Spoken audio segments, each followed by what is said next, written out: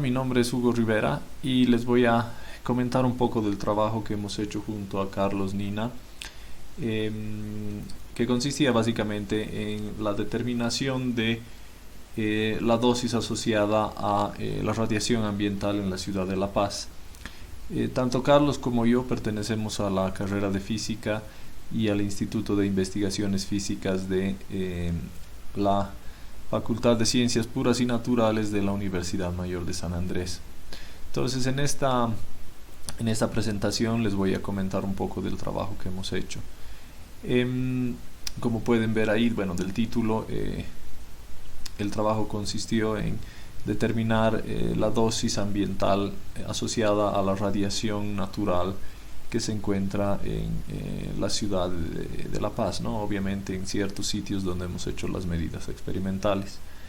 Un poco para introducirnos en el tema voy a hablar un poco de la radiación ambiental, haciendo especial énfasis en la radiación ionizante.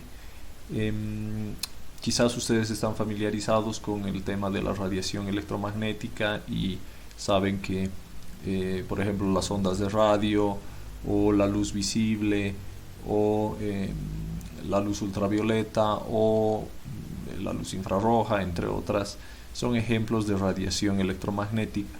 Pero cuando yo a lo largo de esta presentación mencione a la radiación ionizante, no me estoy refiriendo a ese tipo de radiación, sino que estoy hablando de radiación de más alta energía. Por ejemplo, podríamos considerar a los rayos X o a los rayos gamma como radiación electromagnética, pero de energía bastante mayor que la que tiene, por ejemplo, la luz visible o incluso la ultravioleta, ¿sí? Entonces, además, incluso cuando uno habla de la radiación ionizante, también se incluyen objetos que normalmente no pensaríamos que son radiación, como por ejemplo electrones o rayos alfa, entre otros, ¿sí? Entonces, cuando les hablo de la radiación ambiental, el trabajo que hemos hecho es de medir esta radiación ambiental, pero es esta radiación ionizante. Y de hecho hemos sido más específicos, pues hemos medido solamente la radiación ambiental, que consistía básicamente de radiación gamma, es decir, de rayos gamma. Entonces ese es el énfasis que le hemos dado y eso es a lo que me refiero cuando les hablo de radiación ambiental. Resulta que el medio ambiente en el que vivimos, y esto es válido en cualquier lugar del mundo, está inmerso en radiación ionizante, en radiación gamma en particular. Esto quizás les sorprenda un poco porque normalmente uno asocia la radiación ionizante, los rayos gamma u otros con aparatos como los reactores nucleares o las bombas atómicas, pero resulta que el medio ambiente de manera natural también produce estas radiaciones y existen dos fuentes principales de estas radiaciones naturales.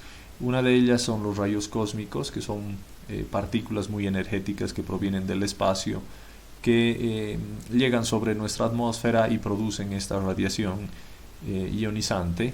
Y otras son los elementos radioactivos que se encuentran presentes en el suelo nuevamente de manera natural. No estoy considerando algún tipo de contaminación o de aumento en la radiación debido a fuentes artificiales, no. De manera natural en el suelo se encuentran elementos radioactivos, como por ejemplo el potasio 40, que es un isótopo radioactivo del potasio normal que se encuentra en el piso, en el suelo, digamos, de muchos lugares de nuestro planeta. Entonces, es la medida de la radiación gamma asociada a estas fuentes la que ha sido el objetivo de nuestro trabajo. Simplemente como un comentario, en nuestro país no existen muchas fuentes artificiales de radiación ionizante y las que existen probablemente son,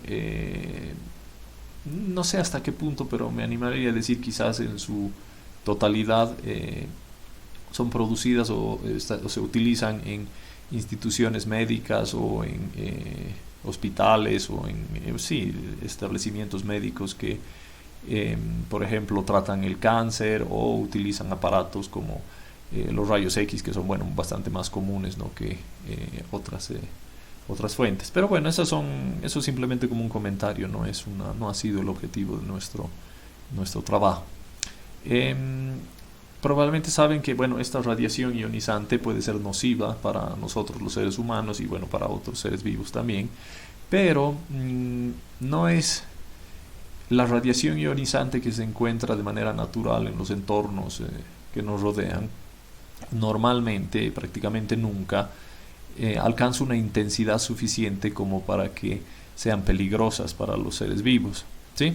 Entonces, la radiación ambiental ha estado ahí, probablemente ha estado ahí mucho más antes de que existamos nosotros los humanos. Entonces es un aspecto más, es parte del medio en el que vivimos, ¿sí?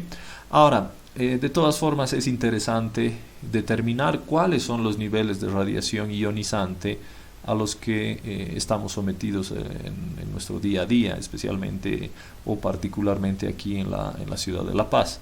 Entonces, con este propósito es que con el propósito de determinar cuáles son los niveles de radiación ambiental, hemos utilizado un detector de centelleo para determinar lo que se conoce como la dosis ambiental equivalente H*10, que les voy a mencionar con un poco más de detalle en unos cuantos minutos. Entonces, el instrumento que hemos utilizado es ese que ven ahí al medio de la imagen, que tiene un color más o menos plateado, que básicamente se trata de un detector de rayos gamma. No voy a entrar demasiado en los detalles de cómo funciona porque obviamente no tengo el tiempo para hacerlo, el espacio para hacerlo, pero básicamente el detector se trata de un detector de rayos gamma y lo que básicamente hace es contar el número de rayos gamma que inciden sobre el mismo. Entonces este detector utiliza un voltaje relativamente alto para funcionar, y una vez que está que tiene, digamos, la alimentación necesaria para hacerlo, produce pulsos por cada rayo gamma que incide sobre él. De hecho, también es sensible a otro tipo de partículas, no solo rayos gamma, sino a partículas cargadas también, pero hago énfasis sobre los rayos gamma, pues ese ha sido el énfasis del trabajo que hemos hecho. Una de las primeras cosas que uno tiene que hacer con este aparato es calibrarlo, y particularmente con el propósito de determinar la dosis ambiental, necesitamos calibrarlo en energía, porque el aparato simplemente produce pulsos. Y bueno, se sabe que este aparato produce pulsos cuyo tamaño es proporcional a la energía depositada en el mismo, pero no es que el detector en sí nos da medidas de energía, sino que es necesario calibrarlo, es necesario traducir estas medidas o estos ¿cómo llamarlos? Estos pulsos que se miden en unidades electrónicas a unidades físicas, en particular a unidades de energía. Para ello es necesario construir una curva como esta, en la que se utiliza en el eje horizontal estas unidades electrónicas, y a través de esta curva de calibración uno puede determinar la energía depositada por la partícula incidente en el detector, ¿sí? Entonces, una manera de calibrar estos detectores en energía es utilizar las fuentes radioactivas de baja intensidad que uno puede obtener para este tipo de estudios, y utilizar estas energías conocidas para hacer esta calibración. Entonces, de manera similar, también se puede determinar la resolución de energía del detector, que básicamente nos dice cuán bueno es el detector para decirnos la energía que tiene la partícula incidente, la partícula que ha penetrado en el detector y ha producido la señal, ha producido el pulso en cuestión. Entonces, esto también se puede hacer con las fuentes radioactivas que les mencionaba, y aquí pueden ver en esta gráfica, en el eje horizontal, la energía de las partículas de los rayos gamma, y en el eje horizontal una medida de esta resolución. En este caso es la llamada o el llamado ancho a media altura, o full width half maximum. Entonces, de esa manera uno puede caracterizar la resolución de energía para el detector, y esto es importante para determinar el espectro o la fluencia de los rayos gamma en la zona en la que uno está haciendo las medidas. Resulta que el detector tiene una resolución finita, como probablemente ninguno se sorprenderá, digamos, de que sea así. Y esta resolución finita que tiene el detector se traduce en una distorsión de la medida del espectro. Nosotros podemos pensar más o menos que en el medio donde uno está haciendo las medidas existe una cierta fluencia de rayos gamma provenientes del suelo, provenientes de la atmósfera, y bueno, tiene una cierta forma característica, digamos, podríamos llamar eso al espectro físico, digamos, presente en la zona en la que uno está haciendo medidas. Ahora, cuando utiliza un detector como estos para hacer la medida del espectro, el detector, al tener una resolución finita de energía, distorsiona un poco este espectro y no nos dice exactamente cómo es, sino que nos da un resultado aproximado en el cual se ha convolucionado o se ha introducido la resolución finita que tiene el detector. Entonces uno lo que tiene que hacer es quitar, deconvolucionar, eliminar, si quieren, el efecto del detector en la medida de lo posible para obtener una aproximación buena del espectro real, del espectro físico. Esto se hace con una combinación de medidas experimentales y simulaciones de Monte Carlo. Por eso es que en esta diapositiva ustedes pueden ver, digamos, como un ejemplo de esta combinación de las medidas experimentales con las simulaciones, en la que, si bien no está escrito, yo les digo ahora, lo que tienen aquí es la simulación y las medidas de una fuente artificial de cobalto 60. ¿Qué es lo que estoy viendo yo con esto? Estoy viendo que las simulaciones de Monte Carlo que hemos hecho, que hemos llevado adelante para describir el funcionamiento del detector, están bastante de acuerdo con las medidas, en particular con la medida concreta de esta fuente radioactiva.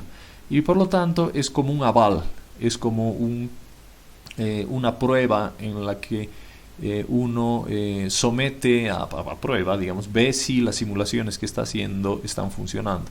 Y este tipo de resultados nos dicen que parece que están funcionando. Entonces,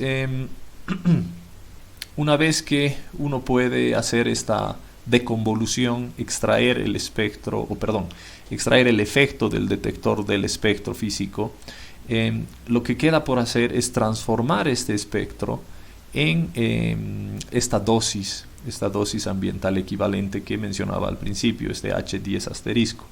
Ahora, esta es una medida, digamos, es una forma de determinar la intensidad de los campos, particularmente de los campos de rayos gamma, digamos, en los que uno se encuentra sometido, y no solo de eso, pero bueno, en este caso, como el énfasis del trabajo es en rayos gamma, simplemente les menciono eso. Existe una definición estándar de lo que es este H-10 dada por esta Comisión Internacional de Protección Radiológica, y de hecho no voy a entrar demasiado a analizarla. Ustedes pueden ver aquí en la diapositiva cuál es la definición esta, y es un poco complicada de entender y no sé si vale la pena entrar demasiado a los detalles acerca de cómo se define este H-10. Lo importante, me parece, es notar que es una medida de energía depositada por unidad de masa. Entonces ustedes pueden ver en las dos últimas líneas de esta definición que nos dice que las unidades de la dosis ambiental equivalente son los julios por kilogramo, ¿sí?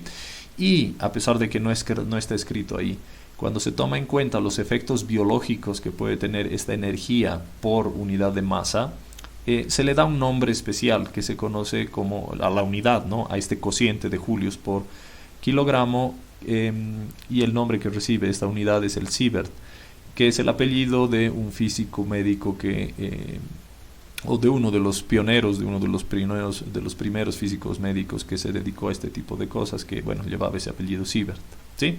Entonces esa es la unidad que normalmente se utiliza cuando se habla de dosis equivalente.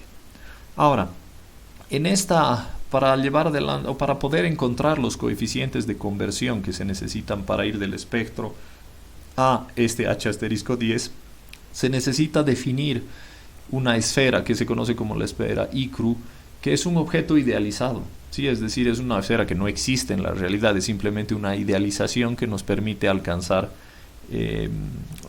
esta definición de H*10. Entonces, es un objeto idealizado que tiene 1 gramo por centímetro cúbico de densidad de masa y que está compuesto por diferentes fracciones de masa de oxígeno, carbono, hidrógeno y nitrógeno. ¿Sí? Entonces, todo esto para poder alcanzar los coeficientes que les mencionaba, ¿no? De conversión del espectro a unidades de dosis. Entonces, lo que ustedes tienen aquí es esto, es una combinación, digamos, de los resultados que hemos obtenido para obtener estos coeficientes y un ajuste que hicimos a una función más o menos arbitraria que describa bien los datos que hemos obtenido, de manera que esto nos sirve para pasar del espectro de la fluencia a dosis ambiental, ¿no? Al H*10. Entonces,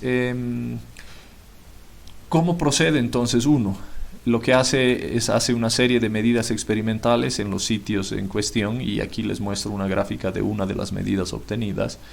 Y básicamente podríamos pensar que esto se trata de una especie de espectro en bruto, ¿sí? Lo que corresponde a esta imagen.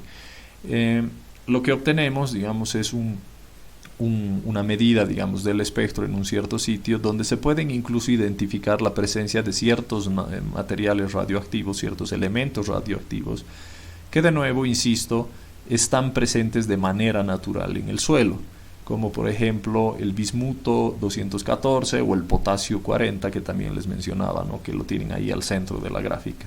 Es decir, ¿qué quiere decir esto? Esto quiere decir el pico, por ejemplo, del potasio 40. Lo que nos está diciendo es que existen ciertos rayos gamma que tienen una energía de 1,46 MeV, que sabemos que se producen por el potasio 40, ¿sí?